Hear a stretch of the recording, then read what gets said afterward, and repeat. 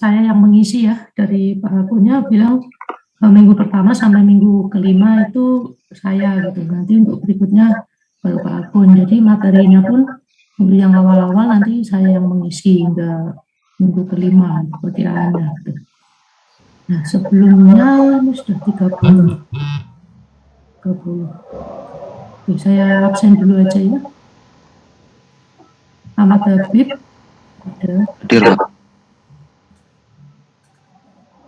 Kemudian Ninda. Hadir, Pak. Fatimah. Hadir, Pak. Saida. Ya, saya, Pak. Kristiawan. Hadir, Pak. Anggun. Rizky. Hadir, Pak. Ihsan. Mas Iksan sepertinya kendala jaringan, Pak. Tapi udah ada di Zoom. Oke, terus Ragil ya. Hadir, Pak.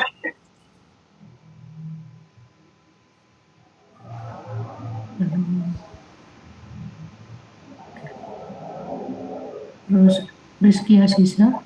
Hadir, Pak. Wahyu Adinda.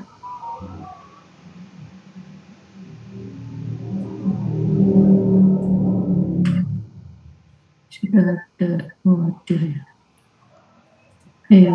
Wahyu Adinda hadir. Hardita. Hadir, Pak. Odina. Hadir, Pak. Nurul Siobhan. Hadir.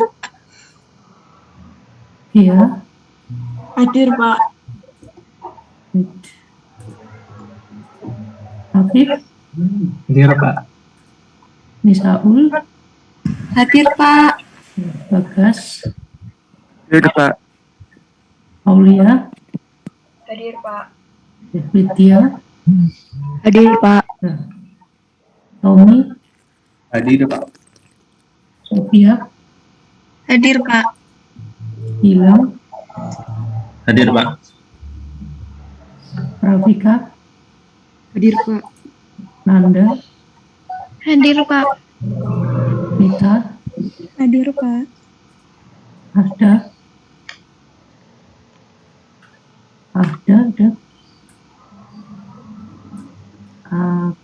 Belum ada. Mega Putri. Hadir, Pak. Ifat Rizky. Hadir, Pak. Sasi. Hadir, Pak. Haris. Hadir, Pak. 30, 31. Maksudnya ada semua ya? Benar, ada. Ihsan.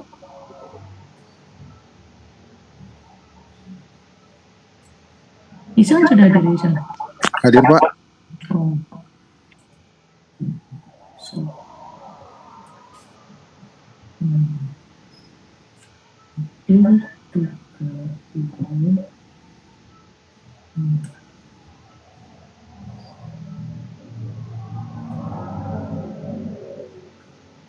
Ada satu yang hadir berarti ya.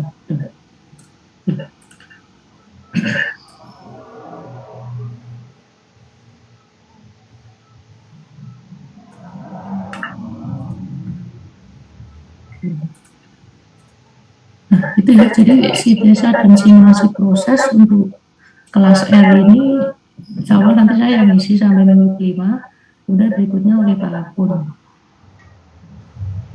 sampai selesai gitu. Nah, untuk materinya yang namanya sintesa proses gitu ya, itu sangat komprehensif gitu, jadi nanti di beberapa bab itu justru kita akan mempelajari tentang reaktor, kita akan mempelajari tentang kolom destilasi, kemudian kolom absorpsi gitu ya, secara sekilas kita kembali lagi karena itu terkait dengan pembuatan fluosit ya. Ini kan kalian semester berapa? Semester 3 sudah masuk semua? Sudah masuk semua belum? Ada yang belum, Pak. Kebanyakan sudah gitu ya.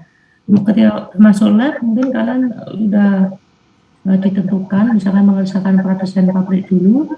Nah, konsep Simpro ini sangat penting ya untuk mengerjakan pradesain pabrik gitu, karena pradesain pabrik memang konsepnya itu ya mulai dari nol gitu ya, kita anggap tidak tahu ini bagaimana prosesnya, tidak tahu sama sekali gitu.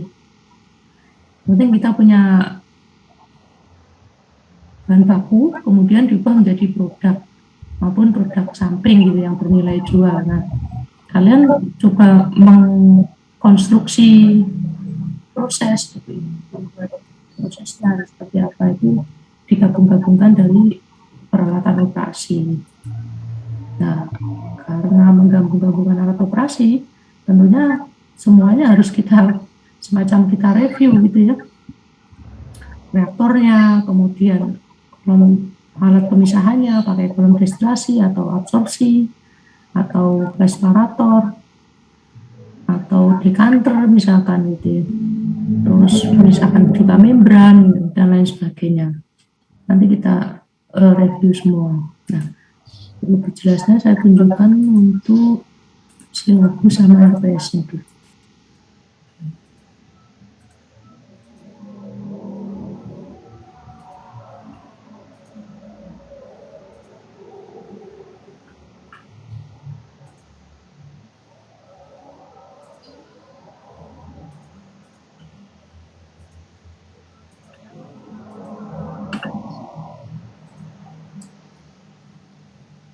Ini merupakan silabusnya untuk sintesa dan simulasi proses SKS di semester 8, 7.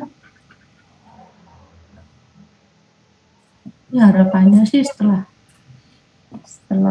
mengikuti mata kuliah ini kalian bisa memahami ya, tentang konsep sintesa dan simulasi proses untuk membuat proses menjadi lebih efisien, aman, dan ekonomis. Jadi tidak hanya sekedar melakukan sintesa proses ya, juga memperhatikan aspek yang lain dari sisi teknis maupun ekonomisnya gitu. Nah, kemudian pemahaman pemilihan reaktor itu juga kalian pahami dengan baik, maksud juga nanti separator untuk menghasilkan produk yang diinginkan dengan melihat sifat fisik maupun sifat termodinamika sebagai campuran. Nah, di sini jadi poin penting ya terkait dengan sintesa, terutama di reaktor ini jika memang proses kalian itu melibatkan reaktor. Jadi berangkatnya justru dari reaktor dulu ya kalau ada proses konversi bahan baku, proses konversi senyawa. Kita justru berangkatnya dari reaktor. Nah, ketika reaktor, ini ada hadir, ketika reaktor itu sudah ditentukan, misalkan aja reaktornya plug atau mix atau batch, kemudian sistem yang lainnya mengikuti, separatornya mengikuti, kemudian utilitasnya mengikuti. Jadi ada mulai dari reaktor. Kalau memang ada reaktornya. Nah, makanya ini melihat sifat fisik maupun sifat termodinamika sebuah campuran. Nah, kemudian yang ketiga ini pemahaman jejaring penukar panas agar efisien dalam penggunaan energi. Nah, kalau sudah masuk ke poin ketiga, ini adalah lebih ke optimasi. Kalian sudah mensintesakan dan sudah mensimulasikan prosesnya, ketemulah produk sekian gitu, dari bahan baku yang sekian. Nah, dari situ kalian optimasi. Dioptimasi salah satunya dengan cara melakukan jejaring atau pengembangan jejaring penukar panas supaya efisien dalam penggunaan energi, baik energi steam maupun bisa juga cooling water gitu ya, energi panas yang lain seperti efisien. Nah, kemudian yang keempat ini pemahaman proses batch dan salah teknik batch dan penjadwalannya untuk memastikan proses secara keseluruhan berjalan dengan lancar. Nah, memang dari 4 poin ini seakan agak terpisah gitu. Yang 1-2 ini erat kaitannya gitu ya, terkait dengan sintesa dan simulasi proses. Kalau sudah disintesa dan disimulasikan, itu dioptimasi. Optimasi salah satunya dengan pengoptimalan penggunaan energi. Nah, kemudian yang poin keempat ini agak terpisah, ini proses batch dan penjadwalannya. Dan kalau kalian melakukan tugas desain pabrik, kalau memang ada sistem yang batch, mungkin kalian sudah kenal ya, batch itu apa, continuous apa. Kalau ada sistem yang batch, sementara kalian menginginkan produknya itu berjalan continuous, gitu, bahan bakunya juga masuk secara continuous, proses yang batch ini bisa diatur gitu, dari sisi penjadwalannya maupun dari sisi jumlah peralatannya. Jumlah peralatannya bisa diperbanyak, kemudian jadwalnya diatur. Nah, dengan seperti itu, meskipun konsep proses utamanya adalah batch, itu nanti akan bisa menghasilkan suatu proses yang secara overall itu continuous. Bahan baku masuk continuous, produk keluar secara continuous. Gitu. Nah, ini penjadwalannya juga harus sesuai ya. Itu harapannya. Kemudian pokok bahasanya cukup banyak di sini. Ya, pertama jelas konsep ya. Seperti apa sih sebenarnya kalau kita ingin mengembangkan suatu proses itu bagaimana? Kita bermula dari mana gitu. Nah, nanti kita jawabannya ada dari reaktor kalau memang melibatkan reaktor. Nah, kemudian yang kedua ini perhitungan peralatan dan evaluasi ekonomi. Ini pun lebih sekilas, pertama yang peralatan ini kan lebih detail di DAIK, kemudian ekonomi teknik pun lebih detail di mata kuliah ekonomi teknik, evaluasi ekonomi lebih detail di mata kuliah ekonomi teknik. Namun nanti kita tergantung nanti ya waktunya, karena ini agak di bagian belakang sebenarnya. Perhitungan peralatan ini pun juga tidak terlalu erat kaitannya dengan sintesa proses, tapi lebih ke setelah itu, lebih ke pengoptimalan. Evaluasi ekonomi nanti secara ringkas saja, cuman melihat ekonomik potensialnya. Ya, gampangannya sih kalian ingin membangun pabrik, ya, mengembangkan proses, bahan bakunya itu, ya kan satu bahan baku menghasilkan, nah, misalkan dua bahan baku menghasilkan satu produk gitu ya. Maksudnya dua satuan bahan baku menghasilkan satu satuan produk. Oke. Bahan bakunya satunya itu misalkan 100, berarti kalau dua kan 200. Nah, 200 menghasilkan satu produk. Nah, produknya ini harga jualnya ternyata satunya itu cuma 150 gitu. Beli bahan bakunya sudah 200, produk yang dijual cuma 150. Secara sekilas rugi, ya sudah nggak usah diteruskan gitu, nggak usah diteruskan. Kalau memang kita sudah teliti lagi, ternyata memang sudah mentok, itu yang paling efisien prosesnya, tetap aja nggak nutut secara ekonomi, ya sudah tinggalkan, nggak usah dibangun. Ya. Kita bangun pabrik itu kan untuk apa? Keuntungan ekonomis juga. Gitu, nanti ekonomi potensial dilihat secara sekilas gitu aja. Kalau udah nggak memungkinkan ya sudah.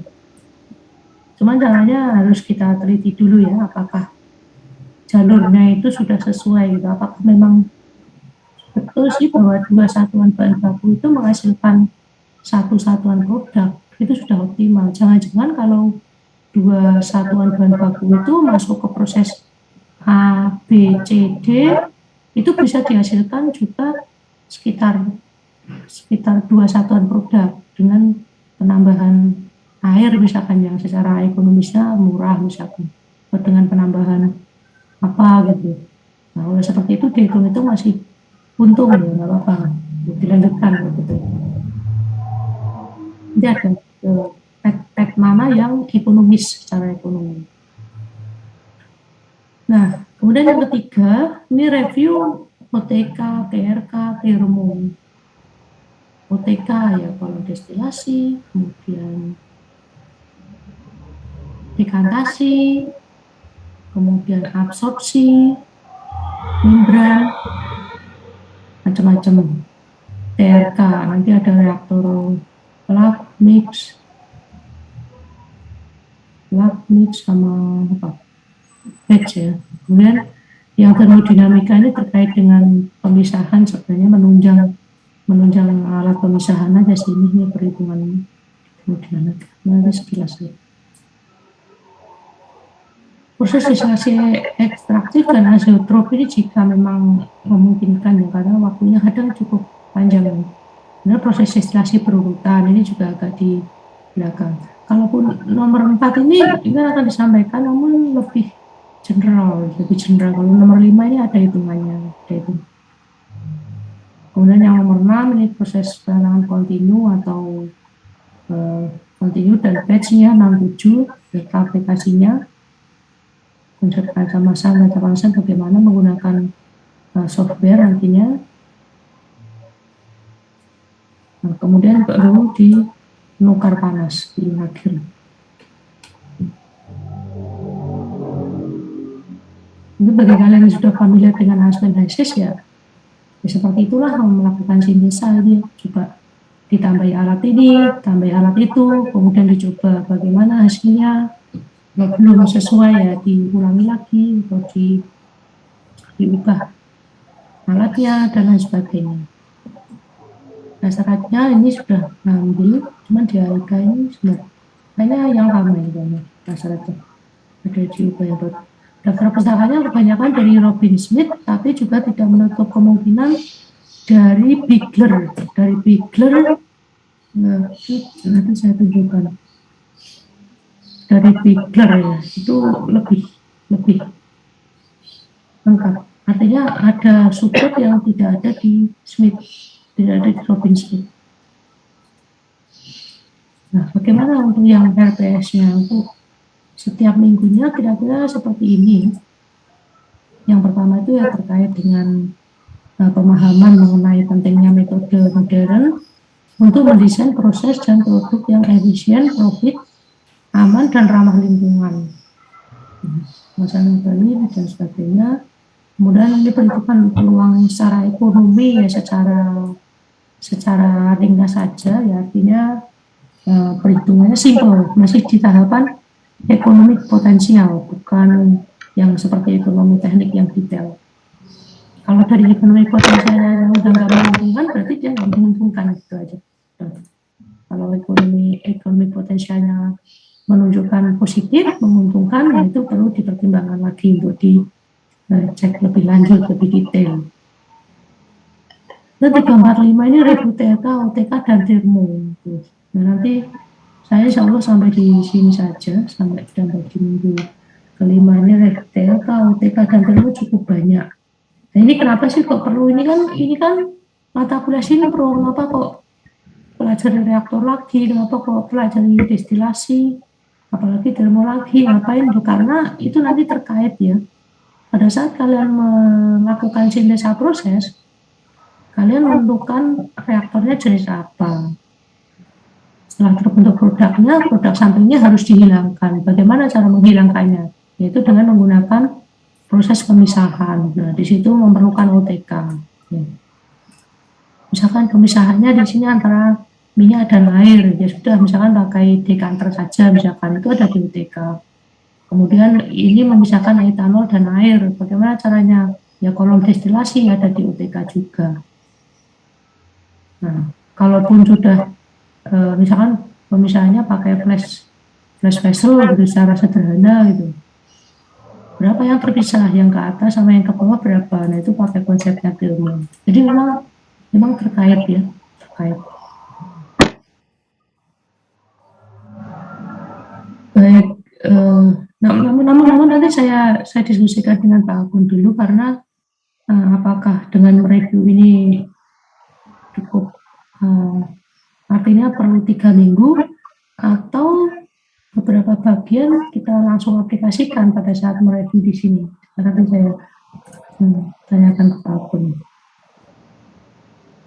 Nah, kemudian tentang kolom destilasi yang lebih detail, kemudian ya ETS atau Q1 misalnya, kemudian urutan pemilihan kolom destilasi itu ada sekuensinya.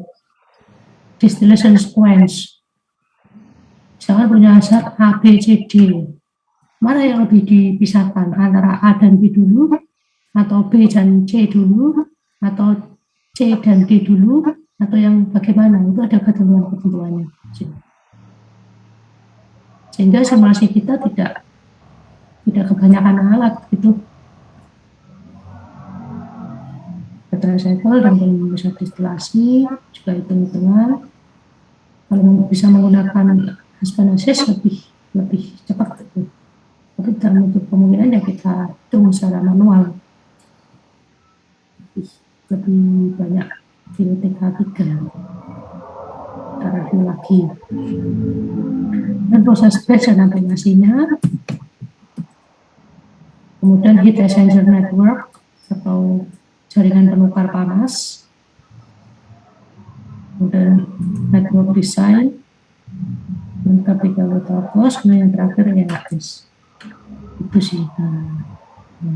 Nah ini yang tadi saya katakan bigger.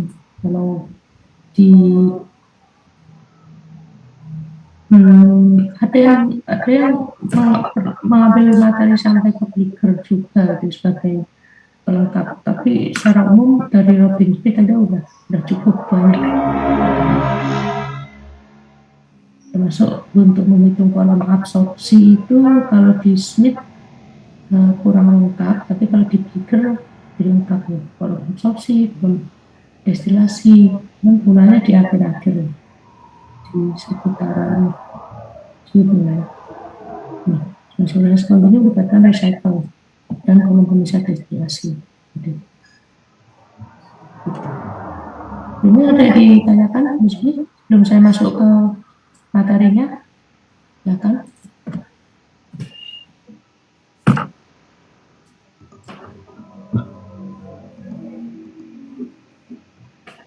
Kita punya yang istilahnya yang wajib pakai Robin Smith aja. Kalau di saya ini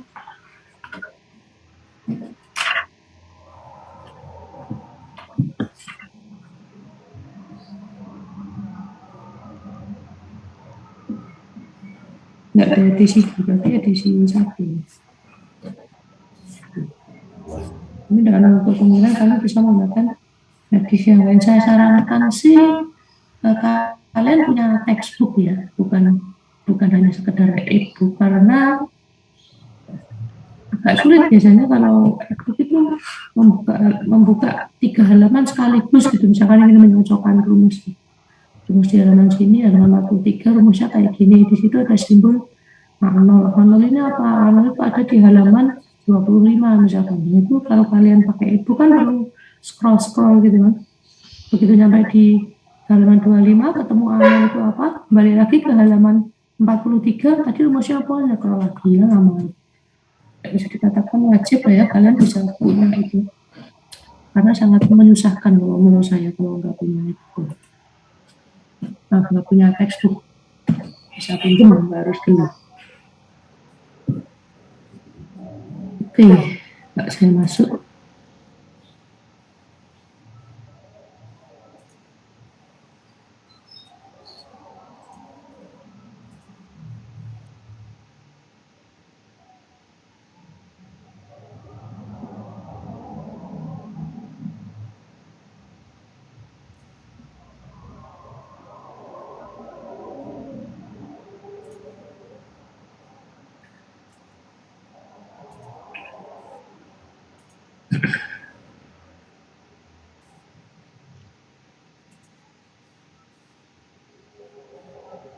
Baik, kalau saya memang materinya ngambil dari Pak Ali dulu, saya cukup sering mengasisten Pak Ali ya di awal-awal dulu, cuman yang akhir-akhir ini enggak. Oke, pustakanya tadi Bigger yang saya katakan, kemudian Robin Smith, kemudian Douglas.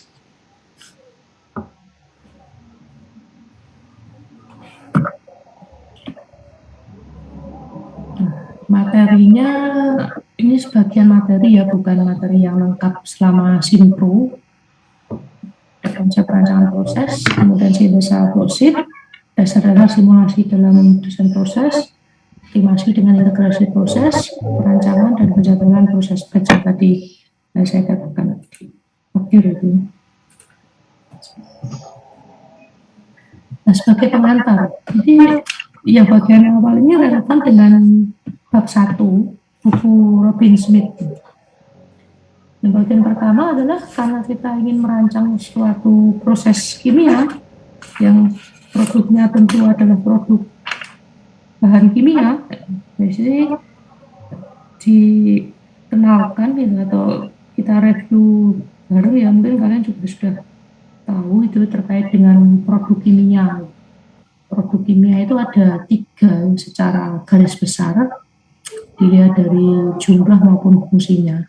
Yang pertama itu adalah produk komoditas. Mungkin kalau kita di berita itu pernah dengar komoditi ekspor atau apa, itu atau produk komoditas itu maksudnya yang dari sisi jumlah itu banyak, dan dari sisi harga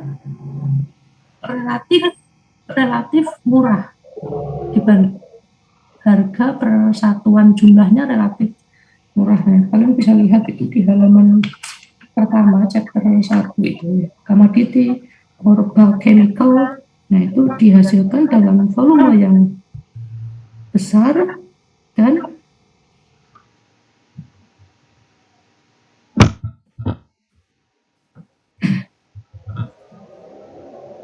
dibeli itu basisnya adalah komposisi, purity, dan harga. Nah, contohnya adalah asam sulfat, kemudian nitrogen, oksigen, etilen, klorin itu. Apakah nitrogen itu murah? Jawabannya iya sebenarnya. Dan jumlahnya pun banyak gitu loh. Jumlahnya bisa bertabung-tabung gitu. Itu komoditas. Nah, bagaimana dengan fine chemical? Kalau fine chemical ini dihasilkan dalam volume yang lebih kecil. Kalian bisa bayangkan, asam sulfat ini kalau di pabrik, tangkinya sebesar apa? Besar sekali ya. Nitrogen juga seperti itu, oksigen juga seperti itu, dan lain sebagainya. Kalau fine chemical itu adalah jumlahnya kecil, dan basisnya juga sama, basis komposisi, kemurnian, dan harga, tapi di sini jumlahnya kecil. Nah, contohnya apa? Fluoropropilen oxide ini digunakan untuk pembuatan epoxy resin, kemudian ion exchange resin, dan produk lainnya. Kemudian dimetil formamid digunakan untuk solvent, kemudian media reaksi, dan bahan intermediate untuk produksi farmasi, obat-obatan. Jadi jumlahnya lebih sedikit. Kemudian yang terakhir ini adalah specialty atau functional chemical. Jadi kalau ini lebih ke karena efek atau fungsinya daripada komposisinya.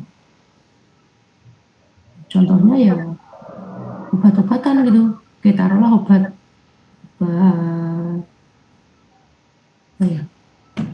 batuk. Itu kan kalau kalian lihat komposisinya kan ada 2-nya kan. Tapi kan kita nggak peduli komposisi ada apa aja, yang penting sesuai dengan BPOM, ya Badan Pengawas Obat dan Makanan. Dan ketika obat batuk itu kita minum, itu bisa meredakan batuk, ya sudah, selama dia berfungsi, ya sudah, itulah gitu. Tidak peduli komposisinya apa. Komposisinya bisa sangat beda-beda sekali, baik dari sisi persentasenya maupun senyawa penyusunnya.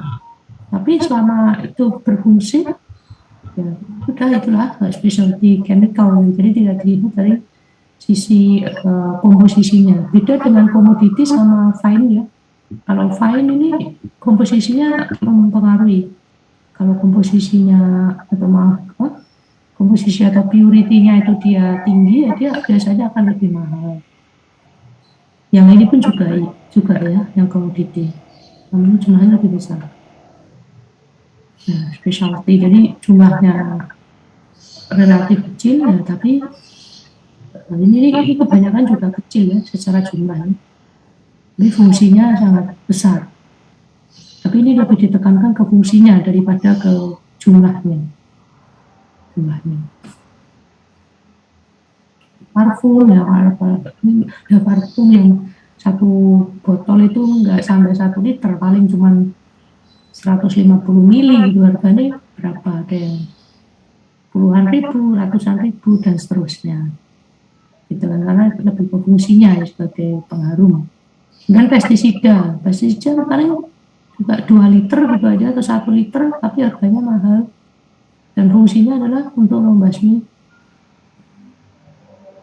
hama tanaman gitu. Kan obat-obatan juga gitu, obat-obatan macam-macam, ada yang jumlahnya sedikit tapi dia memang murah, ada yang jumlahnya sedikit tapi dia memang mahal.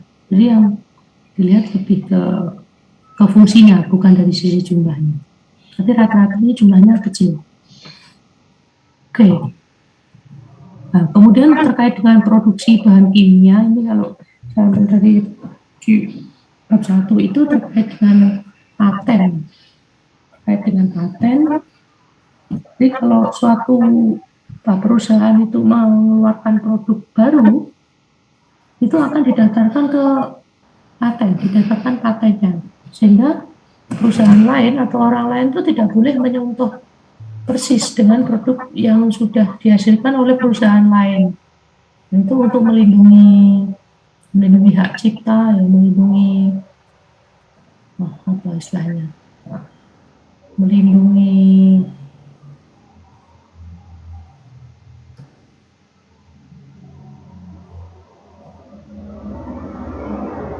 melindungi pasar mereka juga gitu, karena kalau mudah ditiru nanti sulit mencari pasar, soalnya saingannya banyak gitu lah.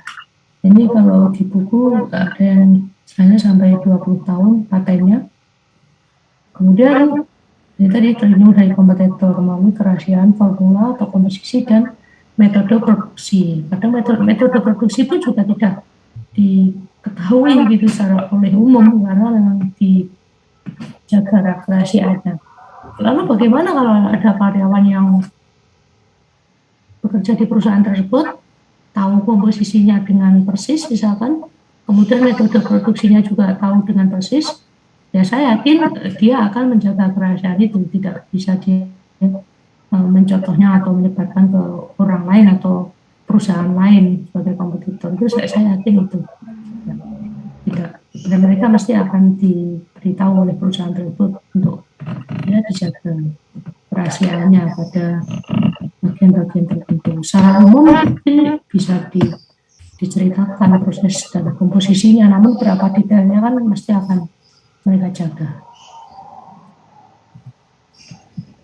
Nah, terkait dengan produk kimia yang dihasilkan dari pabrik kimia itu macam-macam. Kita lihat A, B, C, D. Kita mulai dari D dulu. Koordinat ini adalah penjualan produk dalam satuan ton per tahun. Makin tinggi ya, produksinya makin, penjualannya makin tinggi. Kemudian kalau yang absisnya ini adalah waktu, tahun, dalam hitungan tahun. Kalau yang produk D ini makin lama dia makin naik penjualannya. Penjualannya ya bukan produksinya ya. Kalau produksinya sih ya bisa aja diproduksi banyak tapi nggak laku ya, nanti menumpuk, itu nggak kita pertimbangkan. Kita pertimbangkan adalah penjualannya. Nah, kalau produk D ini biasanya produk-produk komoditas yang produk komoditas tersebut itu digunakan sebagai bahan baku produk lain dan bervariasi. Contohnya aja misalkan asam sulfat itu. Asam sulfat itu bisa digunakan untuk macam-macam. Bisa untuk misalkan pelarut, atau bisa untuk reagen, bisa untuk bahan baku pembuatan apa, bisa untuk apa, sehingga demand-nya atau kebutuhan asam sulfat itu ya bisa dikatakan tidak pernah turun gitu loh, tidak pernah turun. Karena ya itu di kehidupan manusia memerlukan banyak barang dan bahan-bahan tersebut itu salah satu bahan bakunya adalah asam sulfat misalkan. Jadi tipikal komoditi produk, apalagi yang komoditi produk oksigen untuk rumah sakit gitu misalnya juga, walaupun sebenarnya bukan untuk bahan baku produksi bahan kimia lain, tapi untuk keperluan langsung ya oleh rumah sakit ya. Produksi oksigen ini saya rasa juga tidak akan turun gitu ya, tidak akan turun. Ini kita ngomong secara global ya, bukan apa namanya di salah satu perusahaan aja. Kalau salah satu perusahaan aja bisa jadi produksinya akan bisa jadi turun karena mungkin kalah harga dari kompetitornya. Tapi kalau secara global ya kebutuhan oksigen pasti ada. Semua rumah sakit pasti membutuhkan itu. Gitu.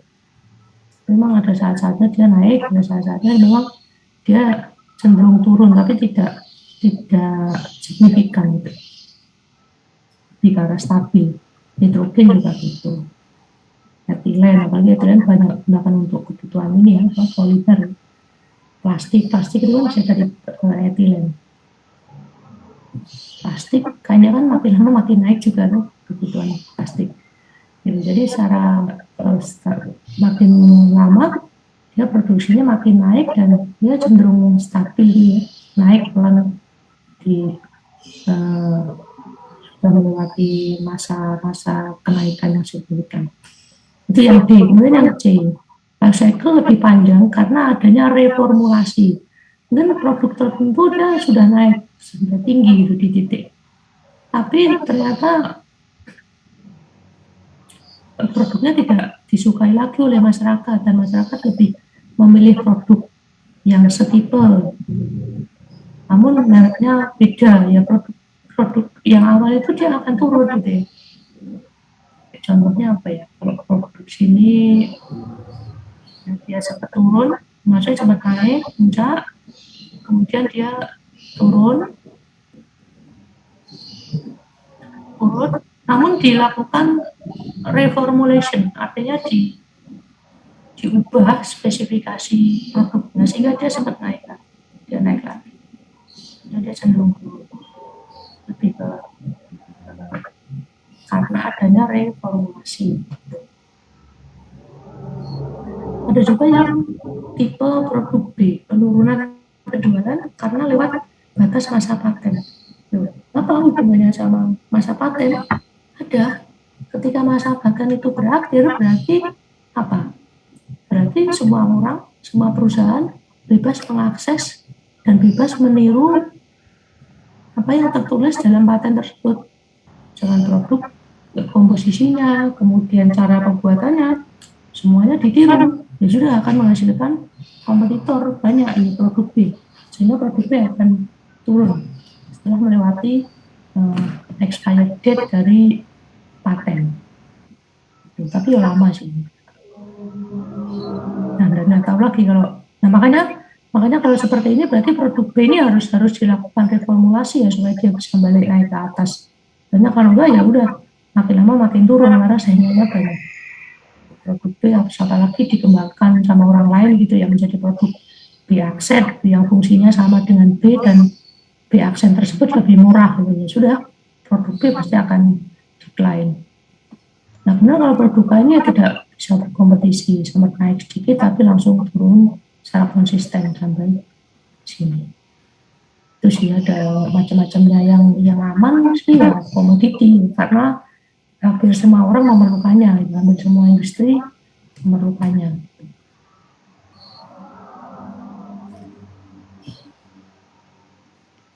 Ibu kan dari sini ada yang tanya, ya kan? Tipe-tipenya ya, cuman kalau dari contohnya di sini tidak ditunjukkan. Contohnya apa sih yang katanya C gitu ya, sama yang A gitu. Ini secara umum aja. Nah, kemudian terkait dengan sintesa dan simulasi. Mata kuliah ini kan terkait dari sintesa dan simulasi. Simulasi itu termasuk optimasi, di belakang termasuk jaringan penukar panas dan lain sebagainya. Itu bentuk dalam simulasi. Nah, untuk sintesa itu berarti mengubah dari bahan baku menjadi produk yang dikehendaki. Nah, karena ini kita mau melibatkan proses kimia, ya tentunya terjadi perubahan produk. Artinya perubahan senyawa itu ada. Mungkin beda dengan yang manufacture ya. Manufacture itu dia bukan proses kimia, namun dia ya kayak semacam salah satu contoh manufacture ya kayak perakitan sepeda motor. Apakah kalau mesin, kemudian roda, kemudian spion dan lain sebagainya itu dirangkai menjadi sepeda motor, apakah secara fisiknya, secara komposisinya itu dia berubah? Jawabannya kan tidak. Jawabannya tidak. Ya. Jadi sepeda motor itu ya gabungan dari bahan kimia penyusun, kemudian velg dan lain sebagainya. Itu juga proses produksi juga, tapi dia bukan proses kimia, ya manufacture, tidak ada perubahan secara kimiawi. Nah, proses kimia itu berasal dari beberapa tahap, reaksi, kemudian pemisahan, pencampuran, pemanasan, pendinginan, perubahan tekanan, pengecilan, dan perubahan partikel, macam-macam ini. Secara umum seperti ini, tapi tidak harus ada ya, tergantung dari kita sedang mensintesa proses apa gitu. Kalau memang tidak ada reaksinya ya nggak apa-apa. Kita hanya melibatkan pemisahan, pencampuran, pemanasan, pendinginan gitu misalkan. Nah, langkah-langkahnya adalah sintesa, simulasi, dan optimasi. Walaupun di sini optimisasi ini lebih mepet ke ini ya, ke simulasi ya, tidak yang agak sedikit aja. Network itu udah masuk ke sini. Nah, kemudian untuk yang sintesa, terus satu proses kimia meliputi dua aktivitas. Pemilihan tahap-tahap transformasi. Tahapan-tahapan ini dihubungkan untuk menghasilkan suatu struktur yang disebut dengan flow sheet. Nah, tentunya kalian sudah ngerti flow sheet itu kayak apa, bentuknya kayak apa. Ada input, masuk ke proses, kemudian keluar. Nah, lebih detailnya seperti ini, bisa ambil dari chapter 1 juga. Ini desain proses ya, bermula dengan sintesa dari proses untuk mengubah bahan baku menjadi produk yang diinginkan. Ini ada bahan baku, ini ada, dia bisa dikatakan black box gitu ya, kotak hitam besar, di dalamnya bisa macam-macam. Ya, kita melibatkan alat destilasi, heater, cooler, kompresor, membran, dan lain sebagainya. Sehingga jadilah produk. Nah, bagaimana sih cara merangkai alat-alat yang kita punya atau yang kita kenal gitu, sehingga bisa mengubah dari bahan baku menjadi produk yang diinginkan. Oleh karena itu perlu disimulasikan alat-alat ini, disambung-sambung, dirangkai sedemikian rupa, misalkan menjadi seperti ini, ya sudah pada akhirnya menjadi produk yang sesuai dengan yang diinginkan. Kalau dengan proses seperti ini produknya belum memenuhi yang kita inginkan, ya prosesnya kita ubah. Dan seperti itu. Simulasi memprediksi bagaimana proses itu akan berjalan gitu ya, jika peralatan-peralatan tersebut itu dibangun, disambung-sambung seperti itu contohnya.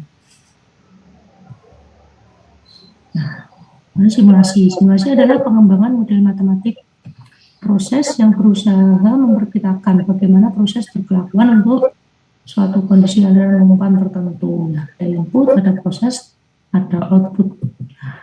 Sebenarnya ini kan sudah masuk simulasi sebenarnya. Oke, di sini didinginkan menjadi suhu 50. Jadilah produk seperti ini. Bagaimana kalau suhunya ini tidak diturunkan menjadi 50, tapi tetap aja dijaga stabil di suhu 70. Berapa produknya? Itu sudah masuk pertanyaan simulasi. Itu bisa dijawab dengan melakukan simulasi. Jadi kelakuan proses ini bagaimana sih? Kalau misalkan suhu di sini kita ganti, Kalau misalkan tekanan di sini kita ganti. Kalau misalkan di sini flow rate-nya kita perbesar, refluxnya gitu misalkan. Kemudian apa produknya? Itu kan kelakuan proses. Dan tentunya kalau simulasi jelas melibatkan raca massa dan raca energi, spesifikasi peralatan juga, kemudian evaluasi performa proses dari sisi ekonomi, kemudian energi consumption, keamanan terhadap lingkungan, safety, operability dan controllability, kemudian flexibility. Operability itu misalkan bisa nggak sih proses ini dijalankan oleh manusia, oleh operator di simulasi bisa, tapi kalau dibangun kenyataannya sulit untuk dioperasikan oleh manusia karena apa? Misalkan tinggi kolomnya itu sampai ratusan meter, itu tinggi sekali, itu kan nggak visible juga ya. Orang akan sulit juga dalam hal maintenance atau memantau kondisinya secara langsung gitu misalkan. Operatifnya agak sulit. Controllability bisa juga agak sulit. Keamanan lingkungan, safety mungkin. Cuman di sini di Simpro lebih fokus ke perhitungan yang kuantitatif ya, dilihat dari sisi performa keekonomiannya dan juga energy consumption. Economic performance sih maksudnya economic potensial yang tadi saya katakan, bahan bakunya berapa, profitnya jadi berapa. Kalau yang energy consumption ini terkait dengan kita changer network ya, jadi jaring penukar panas supaya energinya yang dikonsumsi itu sudah bisa seoptimal mungkin, gitu, tidak terlalu banyak tapi juga tidak kurang. Yang lainnya tidak dibahas ya. Ini di mata kuliah lain.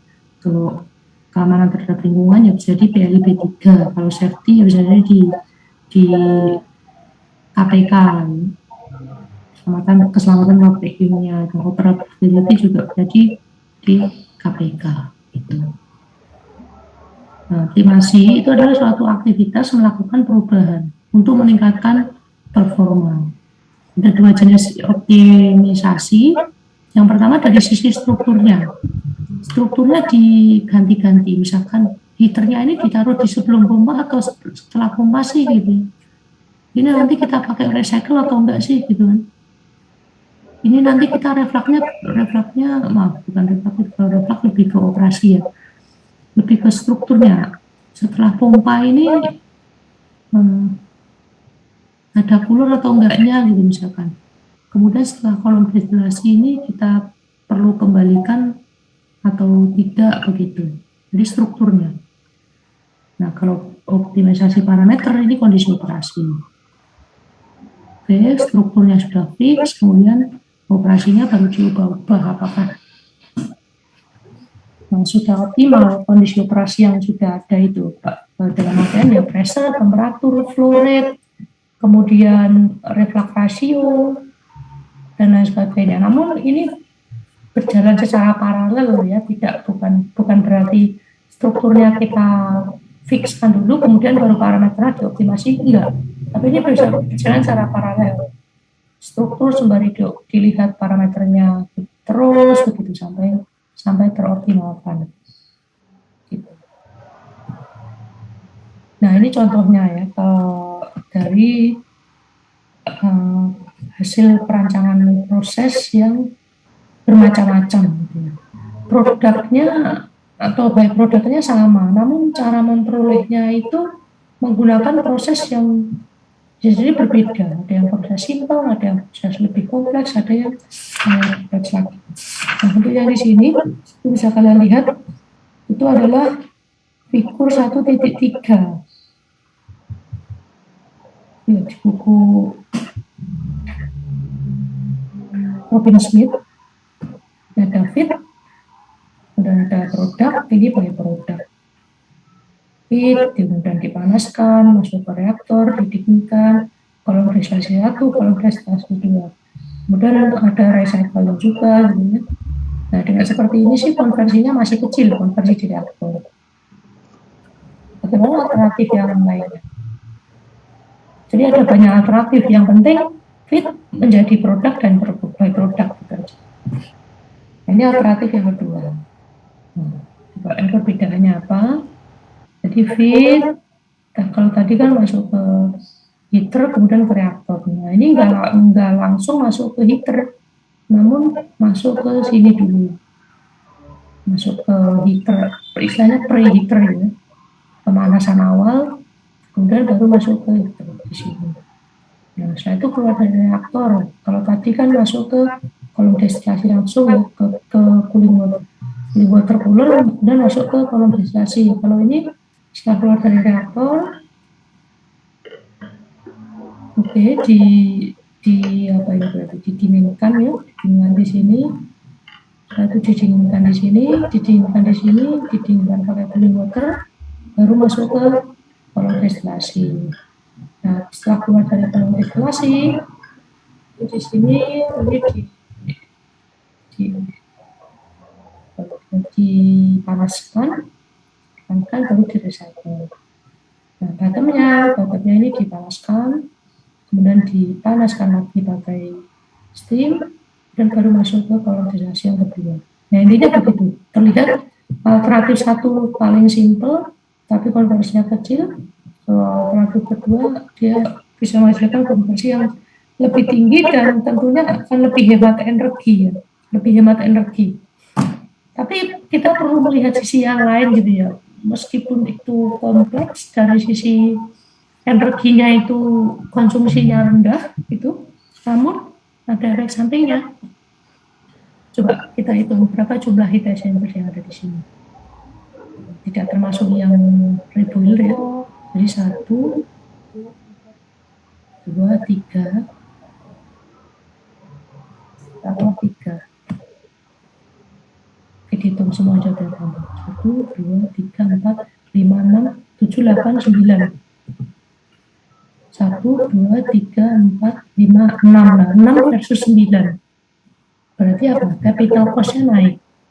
Kalau menggunakan ini, biaya peralatannya lebih tinggi daripada alternatif 1. Namun, biaya operasinya rendah, gitu ya.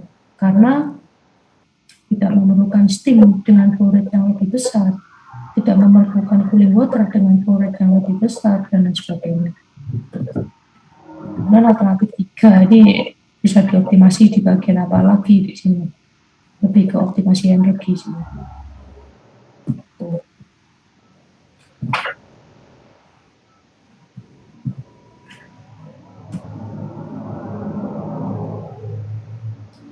Maaf, saya keliru tadi maksudnya ini kalau yang untuk konversinya kecil ya, konversi kecil artinya recycle-nya ada di depan. Ini memang karakteristik dari reaksinya yang memang menghasilkan konversi kecil.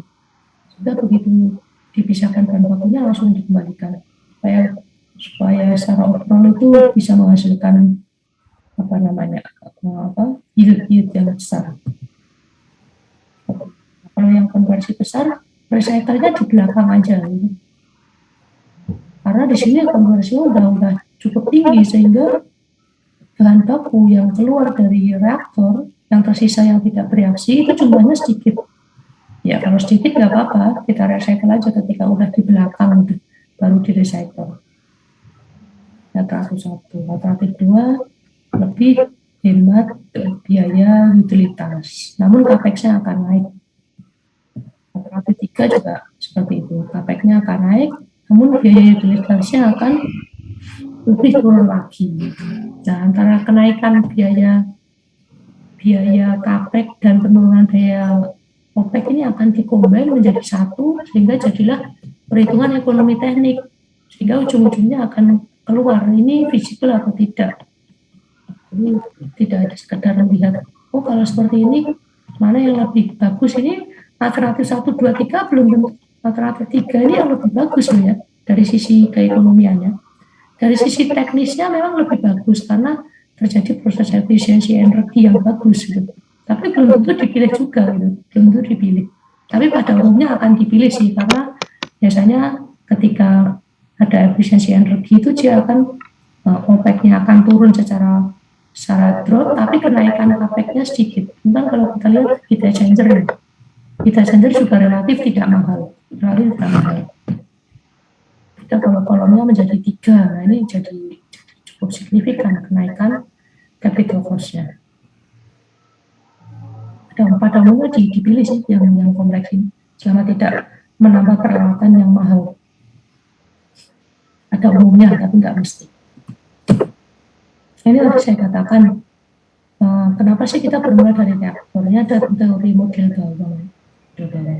Yang pertama reaktor. Setelah reaktor ditentukan, konversinya berapa, produk sampingnya apa, produknya itu berfase apa, gitu ya.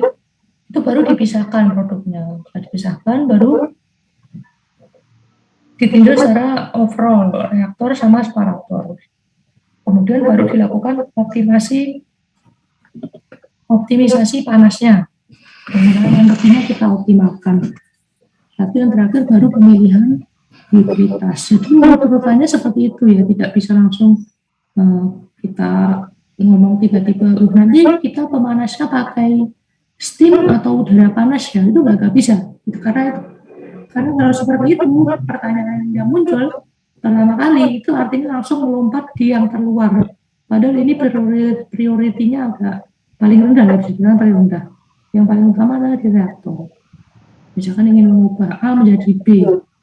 Nah, kalau B pakai katalis apa? Kondisi operasinya bagaimana? Kemudian jenis reaktornya apa? Plug, mix atau yang lainnya gitu. Itu yang dibahas di situ. Reaktor dulu. Nah, kemudian istilah ini ada grassroots sama retrofit atau revamping. Ini kalian pernah dengar revamping. Pertamina melakukan revamping kilang Cilacap menjadi sekian kilobaril per day, misalkan seperti itu. Yang retrofit atau revamp itu lebih ke peningkatan kapasitas, ya. Tentunya dengan dilakukan modifikasi alat atau penambahan alat. Artinya memodifikasi sistem yang sudah ada. Itu retrofit sama revamp sama. Nah, kalau yang benar desain baru, yang awalnya benar-benar sawah gitu ya, awalnya benar-benar tanah kosong gitu, itu baru ngomong grassroots. Istilahnya grassroots. Desain baru, grassroots, retrofit, ini peningkatan kapasitas. Tentunya dilakukan dengan modifikasi. Bisa diganti alat, bisa ditambah alat yang sama namun jumlahnya diperbanyak. Bisa katalisnya diubah yang lebih cepat reaksinya, yang lebih tinggi konversinya, bisa. Itu sudah masuk kategori modifikasi alat. Nah, karena tujuan kita itu adalah mengubah bahan baku menjadi produk yang kita inginkan, maka dari itu flow sheet-nya harus clear. Nah, tentunya untuk membuat flow sheet, kita mengikuti model bawang. Model bawang dan tentunya ke reaktor yang pertama. Nah, oleh karena itu, setelah ini kita masuk ke reaktor. Ya, step-stepnya gitu ya, reaktor, setelah itu nanti baru proses pemisahan, kolom distilasi, dan lain sebagainya. Nah, pemilihan reaktor ini masuk ke chapter 5, langsung lompat, kalau yang chapter 2 dan seterusnya itu lebih ke hitung-hitungan detail ekonomi, nggak kita bahas. Nah, untuk pemilihan reaktor ini gantung, artinya perlu kita pertimbangkan tipenya apa, konsentrasinya berapa, temperatur bagaimana, tekanan, fase dan katalis bagaimana. Nah, tentunya sedekat mungkin dengan reaktor ideal. Maksudnya reaktor ideal itu ya kayak mix flow, plug flow gitu ya. Itu reaktor ideal karena pencampurannya dia homogen dan sebagainya. Dan kalaupun plug flow kan ngalir ke sini kan. Apakah dalam satu reaktor itu ketika dia ngalir ke kanan itu konsentrasinya akan seragam pada satu titik tertentu yang kita tarik secara vertikal? Kenyataannya tidak.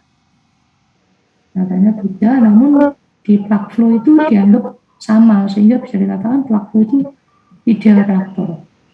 Ini kalian tidak tahu dah. Nah, sebelum melakukan pemilihan ini dilakukan pemilihan reaction pack-nya seperti apa. Ini tadi jam 1:30 terus ini. Setengah 1.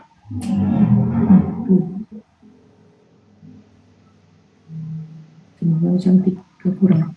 Oke, nanti ada latihannya, ada soalnya. Nah, reaction path ini atau jalan reaksi ini menentukan economic potensial. Ya, sama seperti kalian dari kota kalian masing-masing menuju Surabaya itu.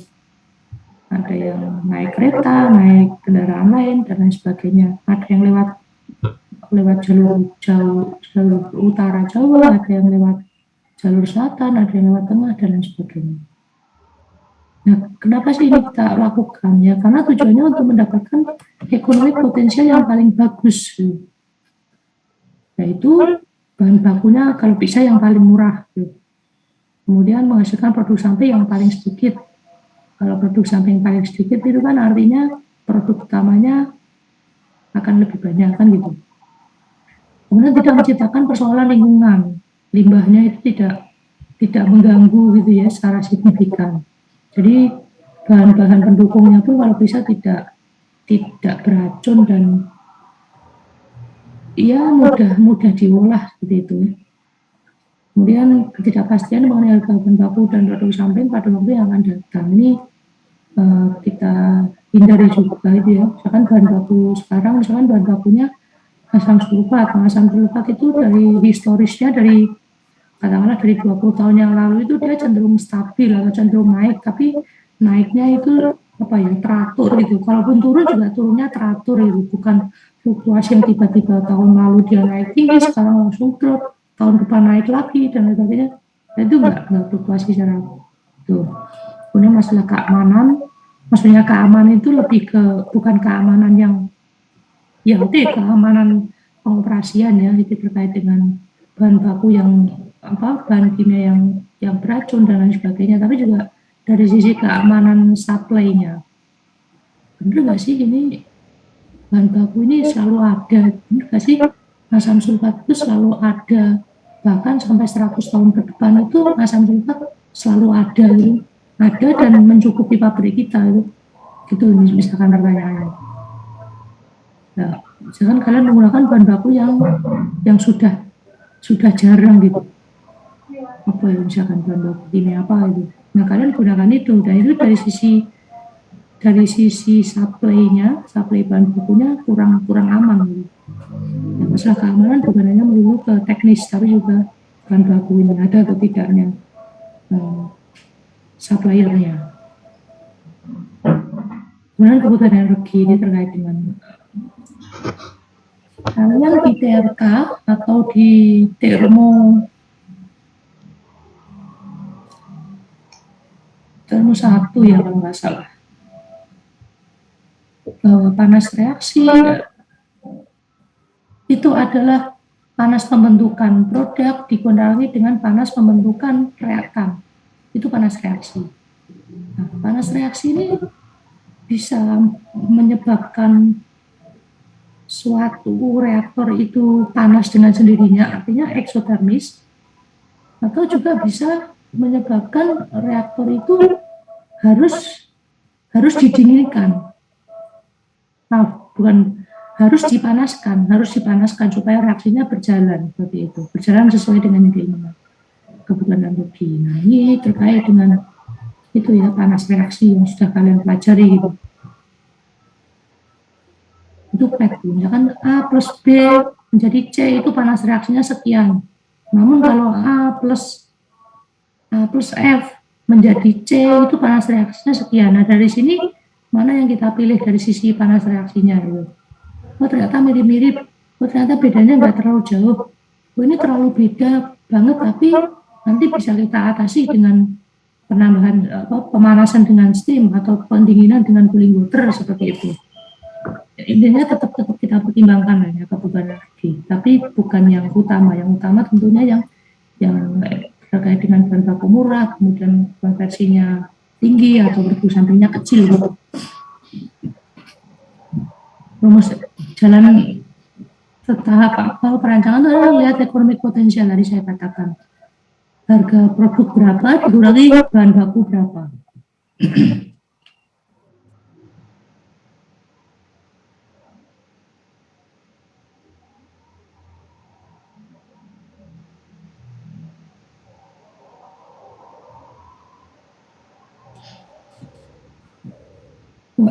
Kalian bisa lihat chapter 5, itu contoh.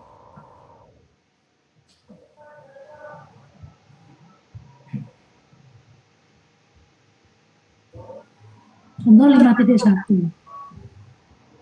Ini adalah etilen plus HCl menjadi vinyl chloride. Pet yang kedua, C2H4 ini eten, C2H2 itu apa berarti? E-tuna ya. E-tuna, kalau ini etilen ya, E-tuna atau asetilen. E-tuna kan ini kan deret altuna, ini deret alkena, kan 2N, CN H2N. Ini E-tuna plus HCl menjadi vinyl chloride. Ini etilen plus Cl2 menjadi apa ini? Menjadi dichloroetan. Nah, dichloroetan ini menjadi produk intermediate, kemudian dia akan berubah menjadi vinyl chloride plus HCl. Nah, pet yang ketiga itu adalah etilen plus oksigen plus HCl menjadi dichloroetan plus H2O, kemudian dichloroetannya dia berubah menjadi vinyl chloride dan HCl. Nah, mana yang kita pilih dari sini? Nah, caranya adalah kita tinjau dari sisi ekonomi potensial. Intinya adalah harga jual produk dikurangi harga reaktan ini plus ini. Harga jual produk tambah harga jual produk ini dikurangi reaktan ini dan ini, gitu konsepnya. Nah, oleh karena itu ada tabel daftar harganya. Nah, gini. Asetilen, klorin, etilen, HCl, vinyl chloride, harga per kilonya sekian gitu. Oksigen dianggap gratis, nggak apa-apa, Anda dapat dari atmosfer. Jalan reaksi mana yang paling layak, yang paling visible? Nah, yang pertama adalah kita lihat reaksinya dulu. Hati-hati ya, yang kita gunakan untuk menghitung ekonomi potensial itu adalah bahan yang bereaksi. Bahan yang bereaksi. Misalkan bahan baku masuk itu 100, namun yang bereaksi 80, artinya konversinya 80%.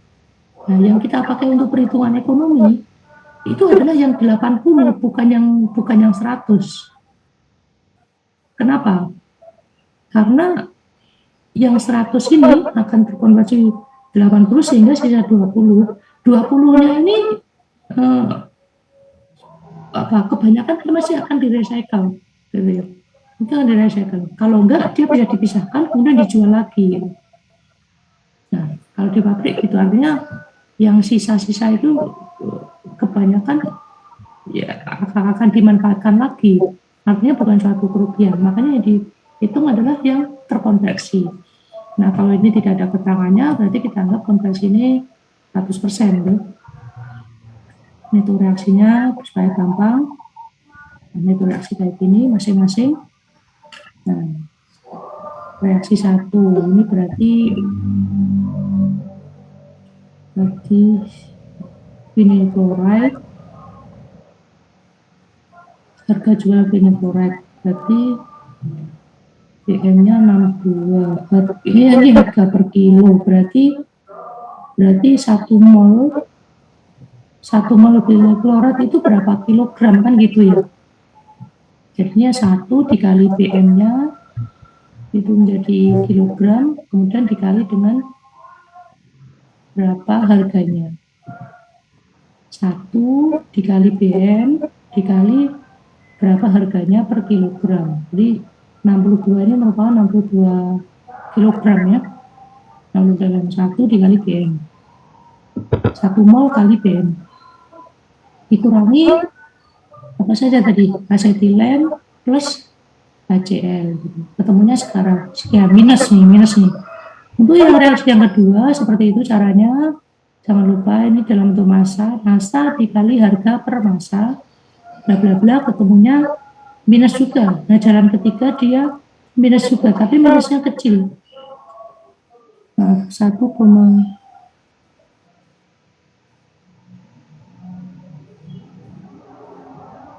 minus sama apa. Untuk yang reaksi kedua ini ada dua opsi ya, tergantung HCl-nya dijual apa enggak, karena HCl ini produk ini.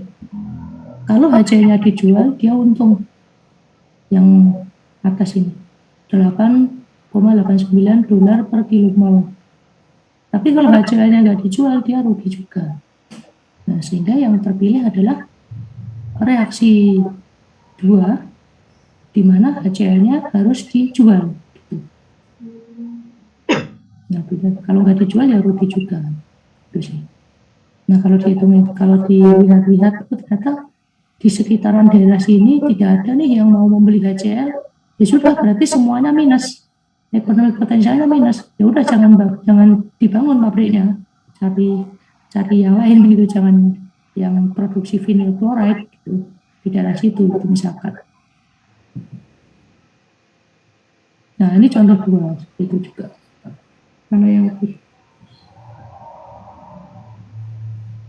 gitu ya.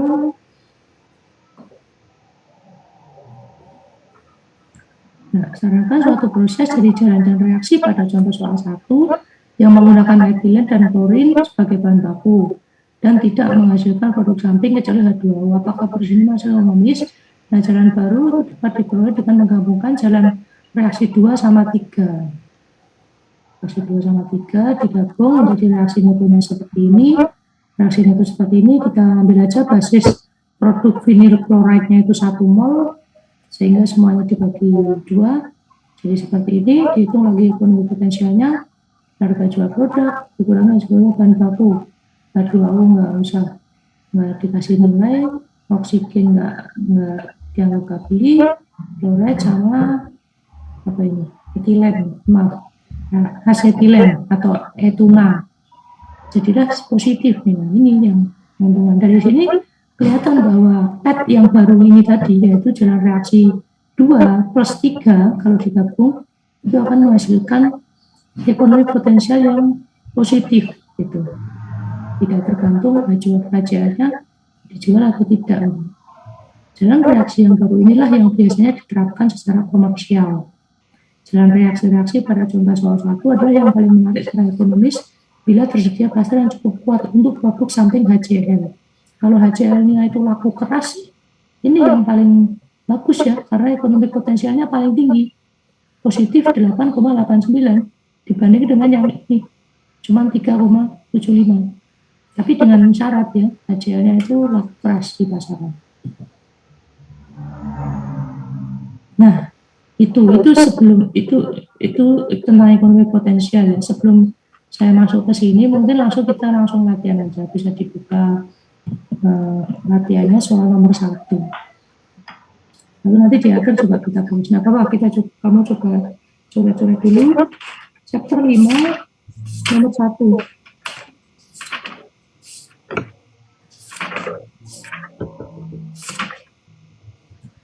Nah, chapter 5 nomor 1, memang situ ada istilah-istilah apa ya, konversi, kemudian selektivitas gitu. Ini sudah masuk sampai jam 3. Ya, nanti kalau belum selesai ya bisa dilakukan di rumah. Sebagai acuannya sih bisa melihat ke faktor performance ya, itu ada istilah conversion, selectivity sama faktor yield di halaman 81 ya, question 5.16 sama 5.17, termasuk cara pengerjaan nomor 1 pun juga ada kaitannya dengan contoh 5.2 dan 5.1 tentunya, tentang ekonomi potensial.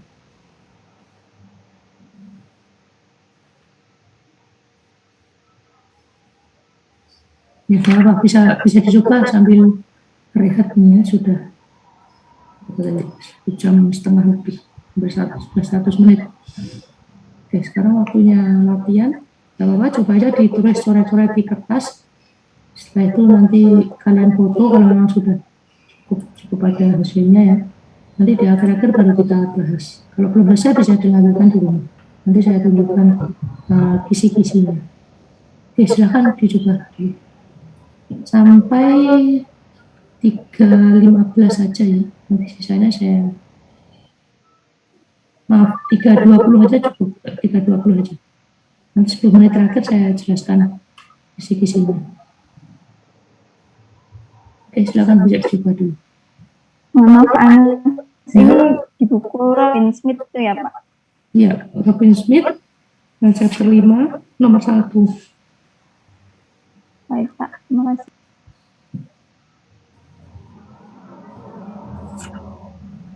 Istilah konversi sama selectivity bisa kamu baca sendiri di halaman 81. Jadi nomor 1 itu yang produksi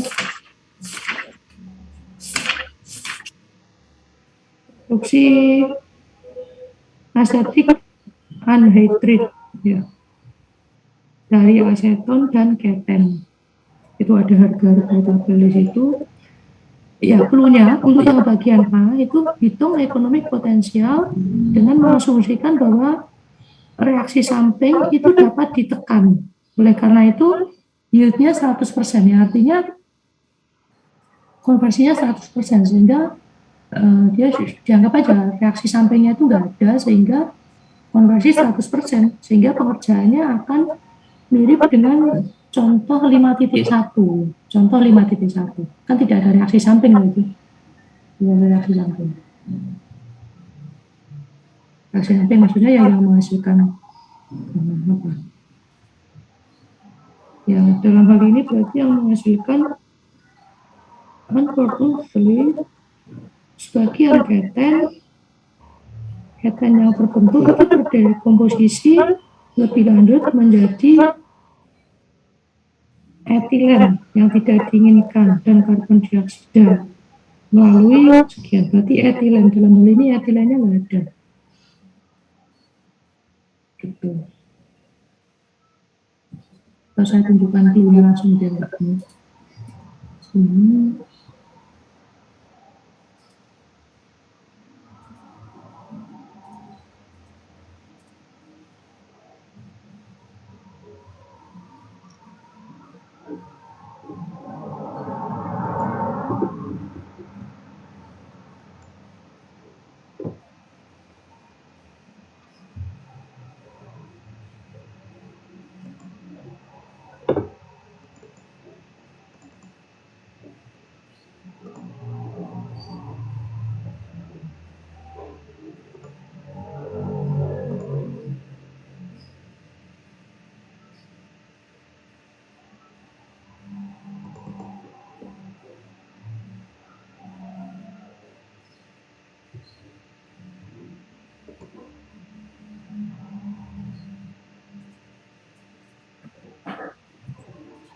Karena yang bagian A itu adalah reaksi kedua dihilangkan, sehingga yang ada cuma reaksi 1 dan reaksi 3. Nah, reaksi 1 dan 3 ini di total net reaksinya seperti apa, baru dimasukkan ekonomi potensial.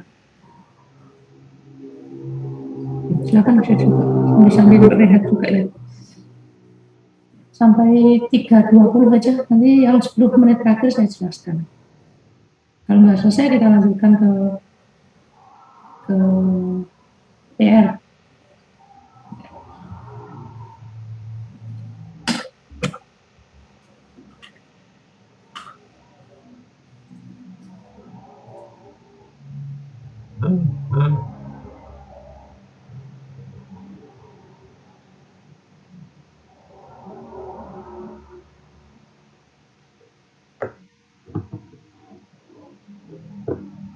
Ini keten yang terbentuk itu berdekomposisi lebih lanjut menjadi etilen yang tidak diinginkan. Ini etilen tidak diinginkan.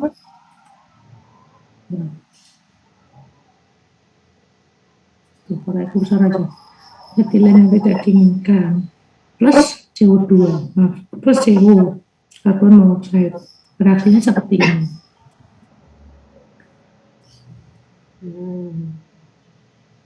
Nah, laboratorium ini menstudi itu ya, reaksi ini mengindikasikan bahwa keten selectivity S itu didefinisikan sebagai keten yang terbentuk per mol aseton yang terkonversi. Keten yang terbentuk per kilomol aseton yang terkonversi. Nah, itu definisi selectivity. Nah, selectivity itu saya tunjukkan di materinya.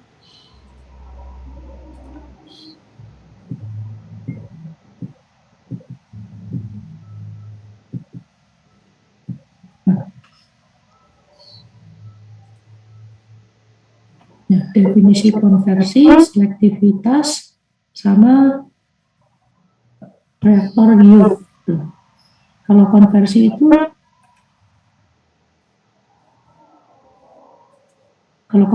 adalah reaktan yang bereaksi dibagi dengan reaktan yang masuk reaktor total.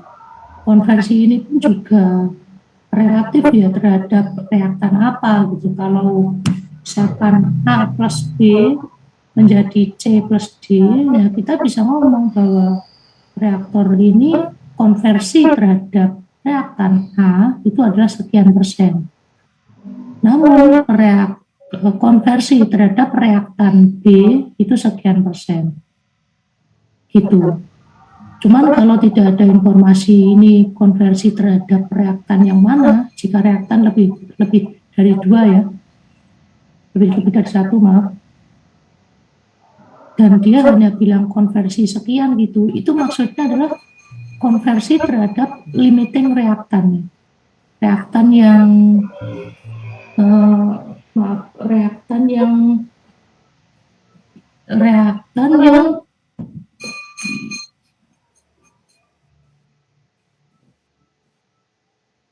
reaktan yang ingin dikonversi gitu kan, mungkin kita tahu ya tergantung reaksinya apa, misalkan A plus B gitu sebenarnya yang reaktan utamanya ini apa sih gitu.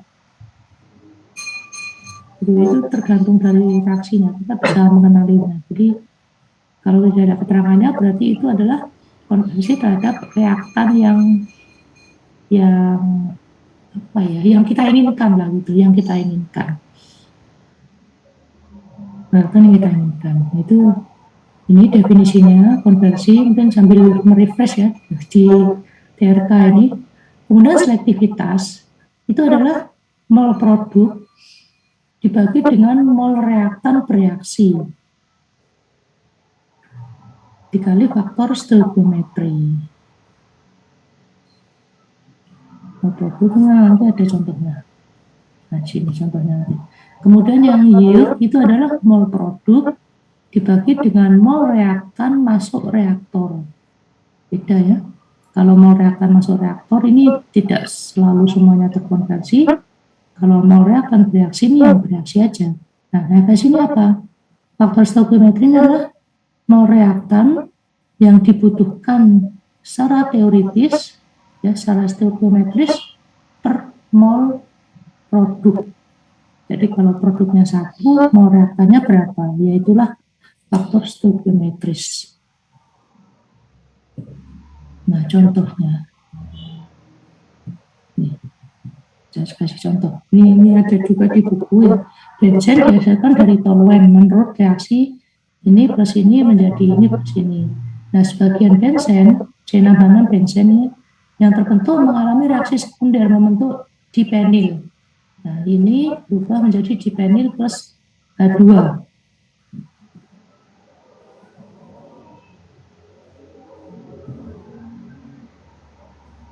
Informasinya seperti ini, laju alir umpan, laju alir F1 itu keluaran, laju alir produk keluaran.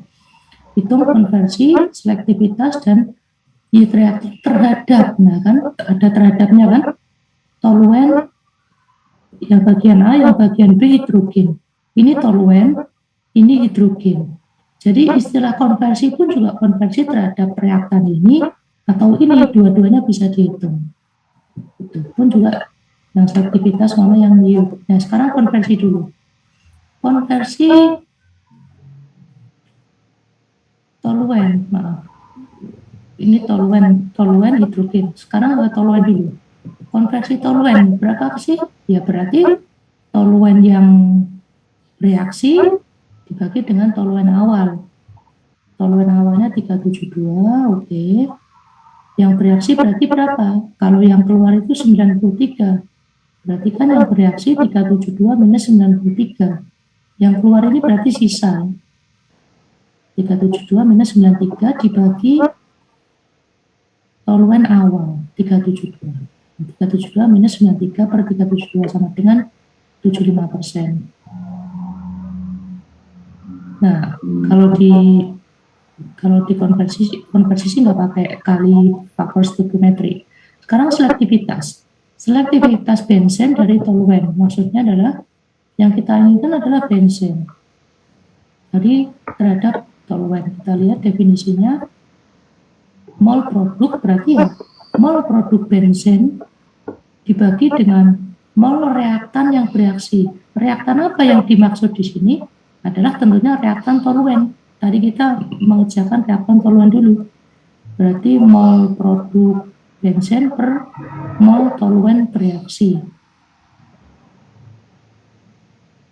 Nah, mol benzen yang dihasilkan yaitu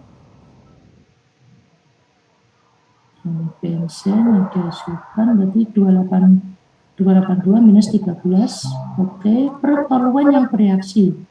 Toluen yang bereaksi seperti yang di atas, 372 minus 93 sama dengan 96%. Ini dikali dengan faktor stoichiometry. Jadi faktor stoichiometry kita lihat definisinya adalah mol reaktan yang dibutuhkan. Berarti mol reaktannya toluen yang dibutuhkan secara stoichiometris untuk menghasilkan 1 mol produk. Produknya dalam artian benzen. Jadi intinya 1 mol benzen itu perlu diperlukan berapa mol toluen ya. Kita fokus ke toluen ini reaktannya. Kita lihat reaksinya benzen 1, toluennya juga 1. Berarti faktor stoichiometrinya 1. Ya, untuk menghasilkan 1 mol produk benzen itu diperlukan secara teoritis adalah 1 mol reaktan toluen, sehingga faktor stoichiometrisnya 1. Tidak ditulis di sini. Nah, bagaimana dengan yield? Yield tadi definisinya adalah benzen yang dihasilkan dibagi dengan toluen masuk. Kita sekarang fokusnya ke toluen. Yang dimaksud reaktan di sini adalah toluennya. Toluen masuk ya, bukan toluen yang bereaksi. Toluen masuk adalah sebesar 372 dikali faktor stoichiometri. Faktor stoichiometrinya 1 sehingga 72%. Nah, itu kalau terhadap toluen. Bagaimana dengan terhadap hidrogen? Ya, intinya ya hidrogen masuk, hidrogen yang bereaksi dibagi dengan hidrogen masuk. Kita lihat hidrogen yang bereaksi berarti yang bereaksi 1858 kurang ini dibagi dengan yang masuk 1858. Nih, 15%. Kecil ya reaksinya, konversinya kalau dari sisi ini hidrogen. Faktor stoichiometrinya juga 1, coba kalian lihat lagi. Untuk membentuk 1 produk benzen diperlukan hidrogen 1 secara stoichiometris. Berarti faktor stoichiometrisnya 1. Ini nggak ditulis. Selektivitas benzen dari hidrogen. Nah, selektivitas benzen berarti apa? Ya, benzen yang dihasilkan, selektivitas benzen berarti mol benzen yang dihasilkan ya dibagi dengan, saya definisinya agak lupa. Selektivitas mol produk dibagi dengan mol reaktan yang bereaksi. Mol produk benzen dibagi mol hidrogen bereaksi. Hidrogen bereaksinya sekian, oke. Benzen yang dihasilkan 282 minus 13. 282 minus 13. Karena di awal dia sudah punya benzen dulu, tapi kecil, 13. Berarti yang dihasilkan ini 282 minus 13. dikali 1, jadinya 98%. Untuk yang yield juga seperti itu. Mol benzen yang dihasilkan dibagi dengan hidrogen masuk. Sekarang terhadap hidrogen 18,58. Jadinya 14%. Jadi gitu ya. Konversi itu juga terhadap reaktan yang mana. Nah, perhatikan bahwa toluen yang lebih mahal merupakan limiting reaktan. Toluennya, nah, sehingga kinerja reaktor itu biasanya didasarkan pada limiting reaktan yang tadi saya katakan gitu ya. Antara hidrogen sama toluen ini lebih penting mana sih gitu? Ternyata lebih penting toluen karena dia lebih mahal, sehingga kalau bisa ya toluen ini dihabiskan gitu kalau bisa. Hidrogen sisa nggak apa-apa, tapi karena kan dia relatif lebih murah lah, gampangannya gitu. Sehingga kalau reaktor ini konversinya adalah 75%, itu artinya terhadap toluen. Kenapa? Karena toluen ini lebih mahal, sehingga dia kita jadikan limiting reaktan. Karena dua-duanya ini nggak habis ya, toluen sama hidrogen. Tuh. Nah, berangkat dari sini kita kembali lagi ke definisi selektivitas. Masih ingat tadi selektivitas itu apa? Sudah lewat 4 menit. Selektivitas itu apa? Jadi nanti kamu coba aja dulu ya, karena kita bahas minggu depan langsung kita bahas soal mungkin pertemuan di awal-awal itu. Ini saya lanjutkan aja menjelaskan soalnya, karena waktunya udah lewat. Nah, tadi selektivitas keten terhadap aseton yang terkonversi, selektivitas keten terhadap aseton yang terkonversi itu adalah sebagai fungsi konversi dari aseton, sebagai fungsi X. Nah, X itu adalah mol aseton yang bereaksi per mol aseton awal gitu. Nah, rumusnya adalah S sama dengan 1 minus 1,3 X. Itu tahap pertama. Tahap pertama ada 2 reaksi ini. Yang reaksi kedua samping. Yang tahap kedua adalah keten yang tertentu ini itu direaksikan dengan asam asetat, menghasilkan asetit anhidrit itu yang produk yang diinginkan pada temperatur tekanan sekian. Untuk nilainya ada di tabel, berapa BM, berapa US dollar per kilogram. Nah, diasumsikan ini pabrik beroperasi untuk 15.000 ton per tahun asetit anhidrit. Nah, disuruh menghitung berapa ekonomi potensialnya jika reaksi sampingnya ditekan. Karena ditekan itu ya diabaikan, sehingga yieldnya 1%. Reaksi yang kedua nggak ada. Jadi reaksi pertama plus reaksi yang ketiga di total, net reaksinya seperti apa, kemudian baru dihitung ekonomi potensialnya, ketemunya sekian. Itu yang A. Nah, kalau yang B, tentukan range aseton conversion sehingga pabrik itu bisa profit gitu loh jika reaksi sampingnya tidak ditekan. Ini seperti ini. Kalau ini saya menggunakan bullshit ya, tapi kalian tidak menggunakan uraian secara tertulis. Nah, kalau apa ini bisa difoto aja nanti untuk kalian mengerjakan. Kalau di Excel seperti ini, tapi kalian coba mengerjakannya secara tertulis ya, biar dipaham. Nah, ternyata nanti ketemunya X-nya adalah sekian. Gitu. Jadi ini reaksi pertama, ini adalah reaksi pertama, ini reaksi pertama, reaksi kedua, reaksi ketiga. Nah, yang menjadi apa namanya? Yang menjadi bingung itu biasanya begini.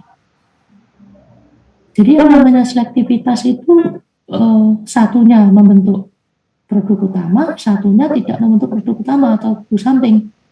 Jadi keten total, ini saya tulis keten 1 sama keten 2.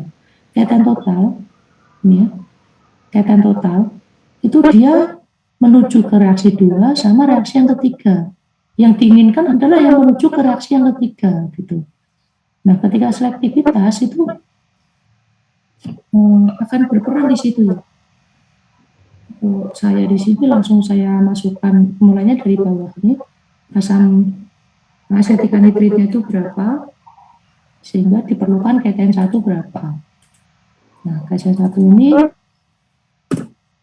Kita naikkan dari ke atas dari keten 1. Nah, ketika keten 1, berarti kita bisa menentukan, ini keten 1 berarti naik ya, berarti yang dihasilkan keten 1 sekian. Nah, asetonnya berapa kalau gitu? Nah, kita kembali ke definisi selektivitas. Selektivitas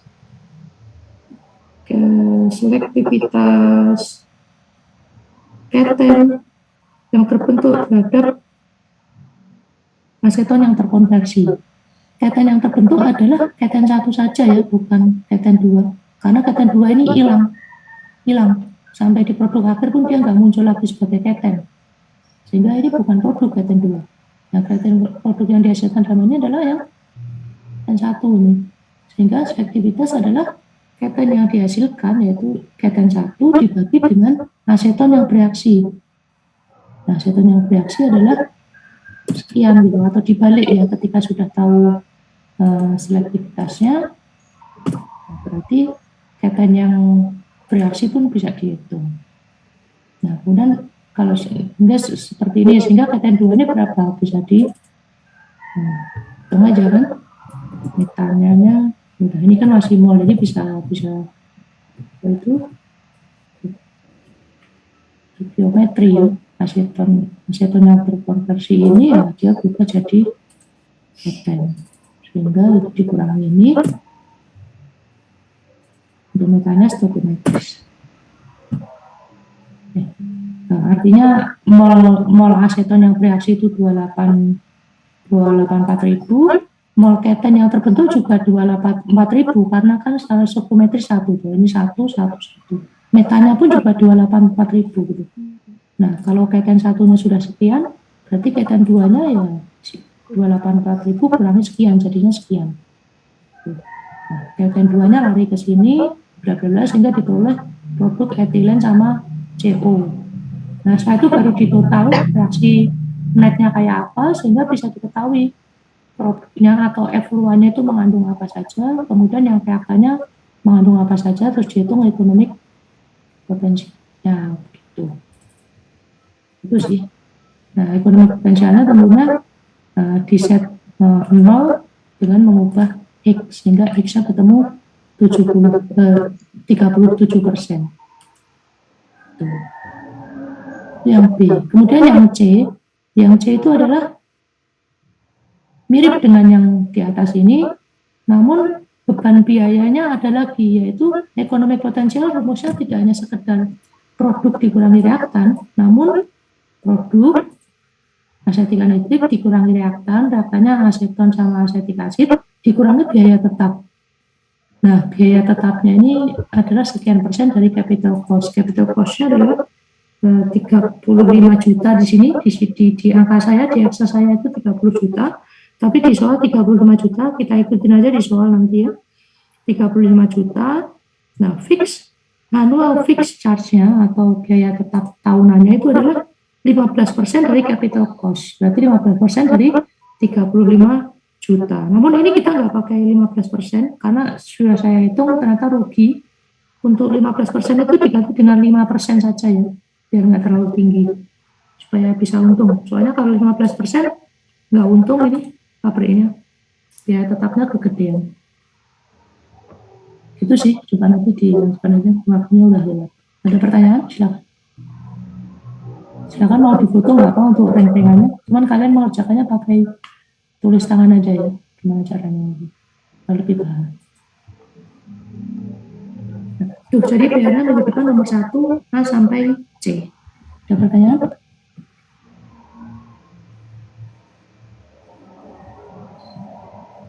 Kalau nggak ada, saya cukupkan saja sampai di sini. Sampai jumpa minggu depan hari Selasa. Ya, ada apa-apa? Kalau untuk PPT-nya boleh di-share, Pak? PPT-nya bisa sih. Oke, nanti saya share.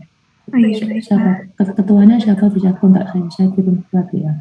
Baik, Pak. Terima kasih, Pak. Oke, sekian. Terima kasih atas perhatiannya. Selamat sore. Assalamualaikum warahmatullahi wabarakatuh. Waalaikumsalam warahmatullahi wabarakatuh. Terima kasih, Pak. Terima kasih, Pak. Sama-sama.